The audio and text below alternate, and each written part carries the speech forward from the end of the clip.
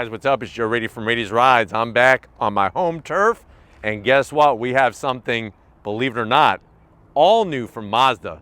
What is it? It's this vehicle right here. This is a 2025 Mazda CX-50. That's not the all-new part.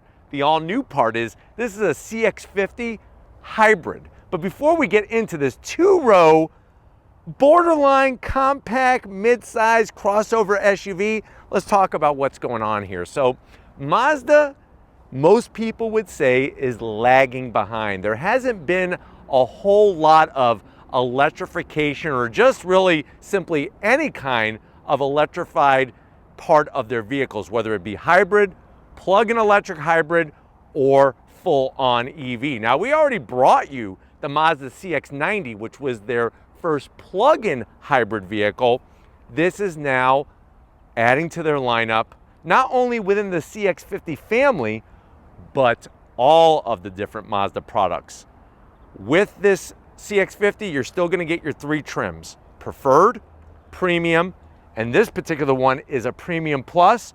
You could still have your primary ICE component, naturally aspirated. You could still get the turbocharged ICE version as well. This is also being added to the lineup. Now, what I wanna find out is, if you're looking for a vehicle to get some maximum MPGs, but you don't want to sacrifice everything when it comes to space on the interior, and especially the style and the appointments on the interior, do you go with this new CX-50 Hybrid? Is this the best new crossover SUV? Let's go ahead, let's dive into ours and find out. All new color for 2025, Wind Chill Pearl, and it is one heck of a pearlescent white, sparkles like a diamond, really shows the crisp, clean design of Mazda, especially on the CX-50. Now, the great news is, styling-wise, there's not a lot of difference between the hybrid and the rest of the CX-50. So you're gonna get on the Premium Plus the full LED lighting, LED daytime running lamps, projector beam headlights. Working our way down, you see that sparkle from the Wind Chill Pearl. And then continuing down to ground level, we do still have our functional corner air curtains. Not only do they help with the airflow, which is gonna help us get extra mileage, but it gives it an extra sporty, aggressive look, which still, like I said, I think Mazda does a great job with their SUV designs. You can compare this to an Outback, you can compare this to a Tucson hybrid, you can compare this to a RAV4 or CR-V hybrid, but like I said, the CX-50 is a little bit larger than those other two that I mentioned. But definitely like the style. We still have our LED turn signals and flat black on that lower bumper area. Now, as we come across the front grille, when you go top trim, you're getting this gloss black grille, fully functional with our Mazda badge. Love the way they do this smoky metallic trim piece. And this design of the trim mimics the design within the badge. And then on the lower portion, just nice wide opening, flat black. That's all you need. But let me know what you think about the face of the CX-50 Hybrid. Now, as we rise up, you're still getting that nice long nose, great rise that goes all the way towards the windshield. And like I said, with the pearlescent white, you can see where that bulge is. Looks good. Coming around the bend, what are we working? Wheel and tires. So you're gonna get specific wheels and tires. What do we got?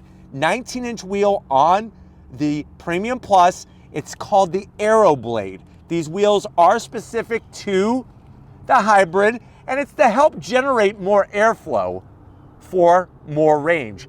This CX-50 at the end of the day gets 100 miles more per gallon of gas range than the standard CX-50. 100 miles more per gallon. That's huge.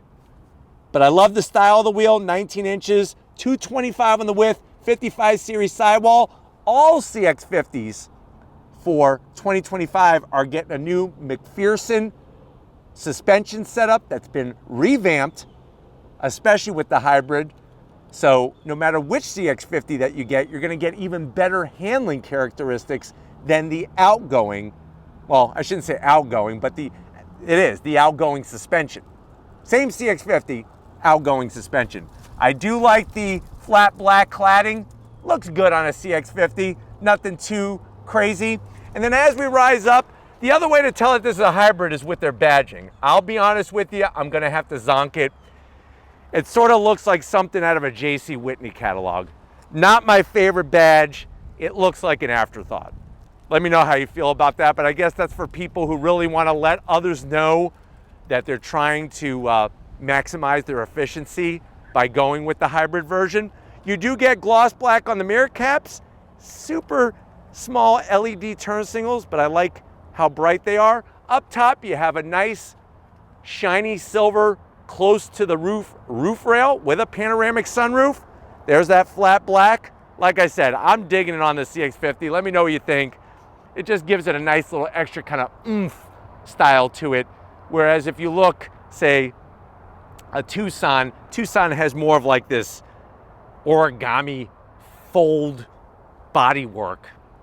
I don't like that. I love the nice curves of the CX-50. Color match on the door handles. And then working our way towards the rear, just a little bit of shiny bright metalwork at the back. That's it. The rest is flat black. Now coming around the rear, it's almost perfect. You do have a short roof spoiler. I just wish it came out a little bit longer to put the wiper underneath there, because guess what? The Tucson and the Sportage don't have exposed wipers. Their wipers are tucked underneath. I'll never stop loving the lights that Mazda produces. The design, the LED quality. You do have the vent on the back, but this one is fake, so I have to zonk this. But would have been nice if they made it functional. You do get an extra hybrid badge, so that's a total of 3 hybrid badges.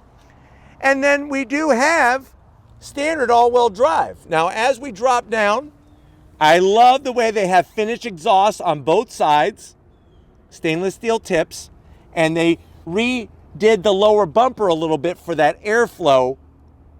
Now, when we talk about the all-wheel drive, just so that it's known, when you look at your ICE variants of the CX-50, those have an actual drive shaft that sends power to the rear wheels.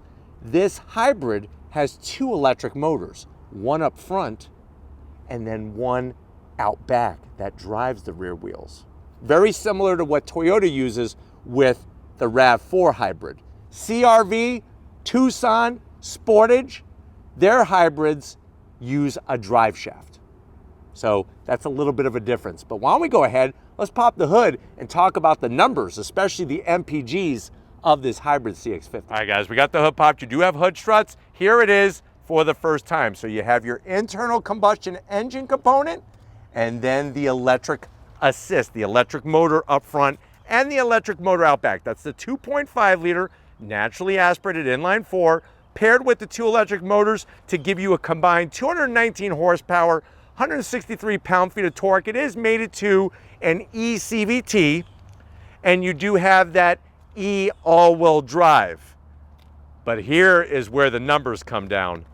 39 MPGs in the city, 37 on the highway, gives you a combined 37 MPGs, and you could tow up to 1,500 pounds with this vehicle. So very interesting to see the first ever CX-50 hybrid and have almost 40 miles per gallon in the city. That's a 40% increase in efficiency over a 2.5 liter naturally aspirated ICE setup. 40% better efficiency, 100-mile more range. But you know what? Let's go ahead. Let's turn this thing on, fire it up, and see it roll.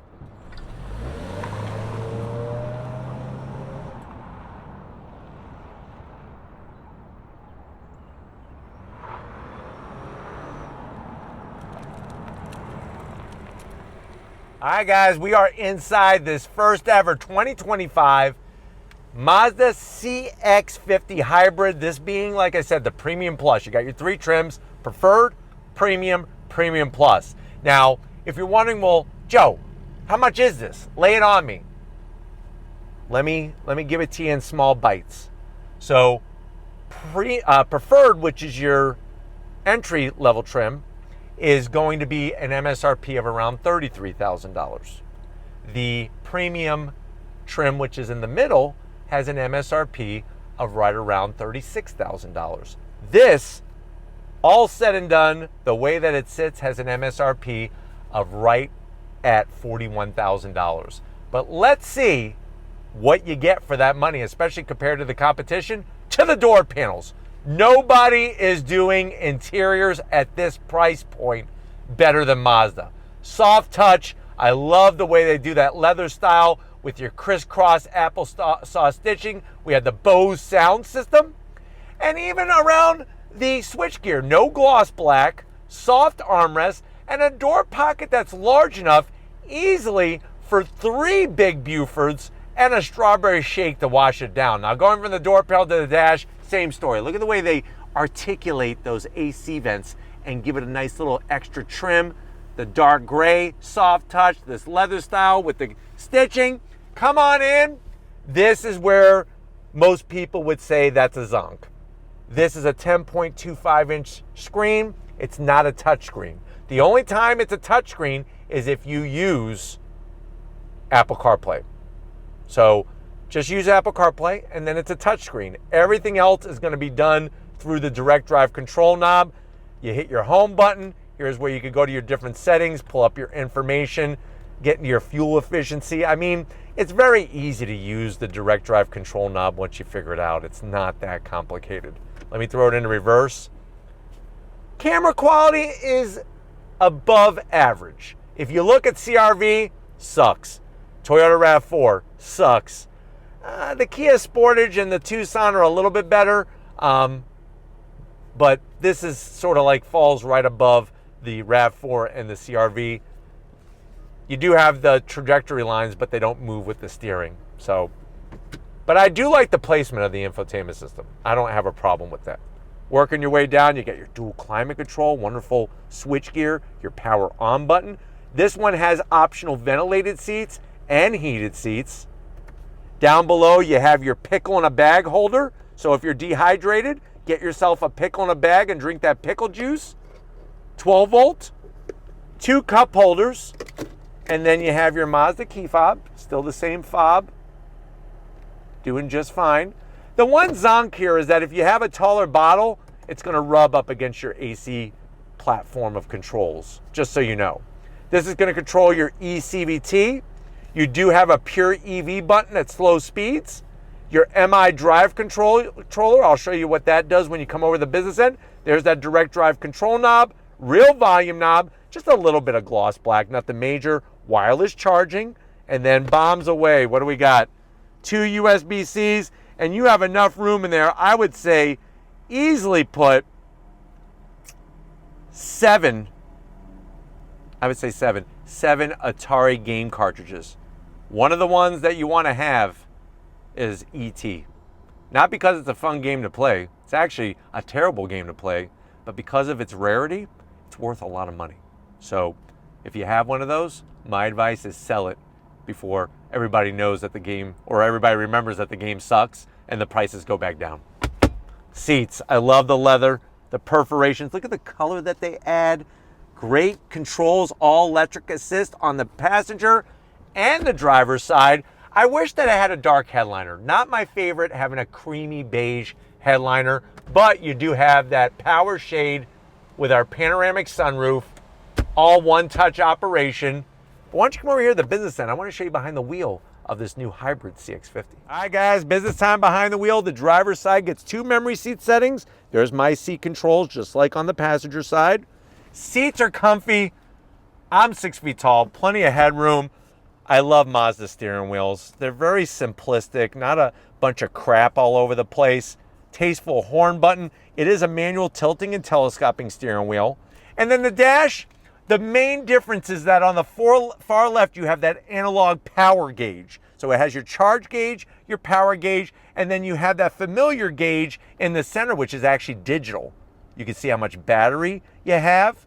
You could go through all your safety features, or just bring up a speedometer that almost looks like it's just regular analog. And then of course you have your EV on the side. Obviously the mode is unavailable right now because we haven't been driving the vehicle. Once you start driving it and you charge up that battery more, then in slow moving operation, you could just do pure EV.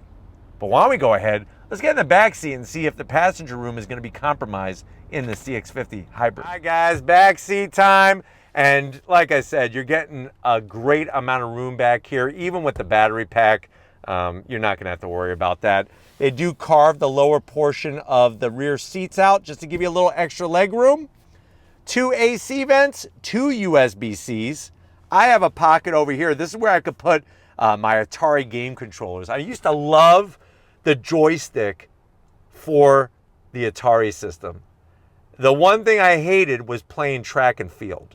That's when my hands would literally hurt by how fast you would have to press the button and move the joystick to get the guy running, especially if you're doing hurdles or something like that. It was painful. But here I am to live to tell the tale. Seats are good, comfortable, lots of headroom. Pull this bad boy down. Charmin soft, 2 cup holders. And I like the way they did the same crisscross stitching and the nice little trim to the rear seats as well. Just shows the attention to detail that Mazda brings compared to some of the others. But why don't we go ahead, let's get in the cargo area because I want to take you for a fuel efficient on throttle in the CX-50. All right guys, cargo area time. Hit the button, nice electric assist. The great news is even with the battery pack on board, you're not losing space in the cargo area. I love the way they added this big nook here for a gallon of milk. You do have those nice handles to do the 60-40 split. And on the passenger side, look at this great Twinkie holder here. So you could get a box of Twinkies in there and you got a nice holder. What else is great is that even though this is a hybrid, you're still getting a spare. Not many of the competitors are doing that. So that's another nice touch. But you know what? It's that time. Let's do what we were meant to do today, take this CX-50 Hybrid and see how it goes. All right guys, we're inside this 2025 Mazda CX-50 Hybrid. The good news is that all the things that are great about the CX-50 are still here. The main difference that you're gonna notice is just how much further you can go with this CX-50 Hybrid. It's easy to understand the addition of the charge and power gauge. You have that MI drive controller switch, which is just a flick of your finger, puts you in power mode. There's normal, and then there's trail if you're doing some light off-roading. I'm gonna put it into power mode, and that's gonna give us a little bit more oomph and change how the CVT and the engine behave, the steering, and the throttle sensitivity. Driving the CX-50 is very pleasurable no matter what powertrain you go with. You got a nice size head-up display, seats are ultra comfy, and the fact that we have optional ventilated seats, nice to have that in this price point of a crossover SUV, and they work really well. Visibility is great out the front, great out the back. You got your blind spot monitoring, your lane keep assist, all those different safety features. And what's great about a Mazda is that they focus on the act of driving. So they really try to add some special tuning to their suspension, the steering rack, all those things to really make it an engaging drive for the driver. I know that sounds like common sense, but a lot of brands don't do that. But Mazda, no matter what vehicle it is always known for accomplishing that. Let's see how she handles. We're on the brakes, obviously charging that battery. And then if you're ready, I'm ready. Here we go. On throttle.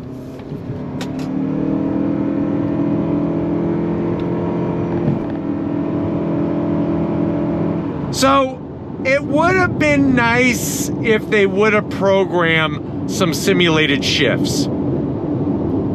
That's one of the things that's a little bit of a letdown with the eCVT, is having some programmable shifts, so you don't have that drone at high on throttle application, or you don't have that sensation of throttle, no throttle, throttle, no throttle. It just, it's not the most pleasurable experience, but it's kind of necessary if you want to maximize your MPGs. And that's what the goal of this vehicle is all about, is making sure that, hey, you're getting almost 40 miles to the gallon in the city.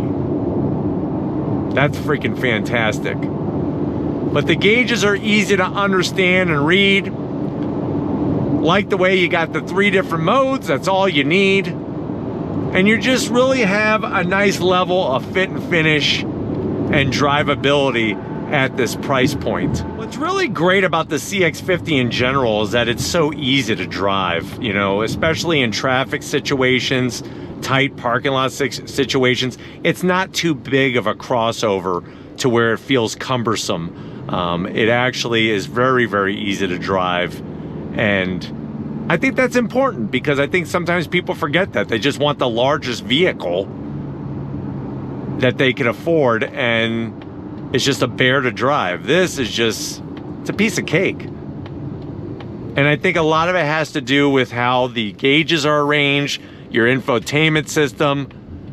And like I said, give it some time, try out the direct drive control knob, because it's so, I mean, look, I'm using it right now. It's so easy to use. Let's go on throttle. You ready? On throttle, here we go.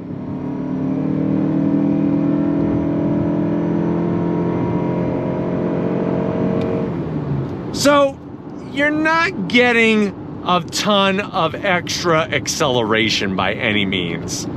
And that's not what this vehicle is about. I'm gonna estimate 0 to 60 to be around 8 seconds, which is not quick by any standards, but it's where you make up for the acceleration, the lack of acceleration, is bypassing all of the gas stations that all the competition is gonna have to stop at, because you're looking at, like I said, that almost 40 MPG rating in the city is freaking spectacular.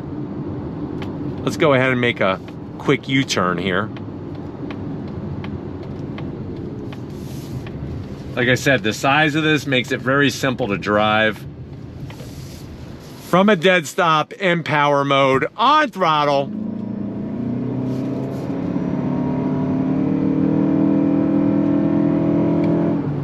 So you see how when I was on throttle, it was pegged.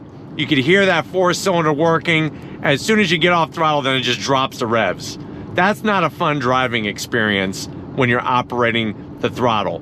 It would have been nice to have the program shifts in there. But the good news is that handling wise, this thing handles fantastic. With the new suspension bits and with the lower center of gravity of where the battery pack is, has really made this an even better handling vehicle, which is fantastic. I'll go ahead and put it into normal mode. You can actually feel the change in the throttle sensitivity. That's what's great about this setup.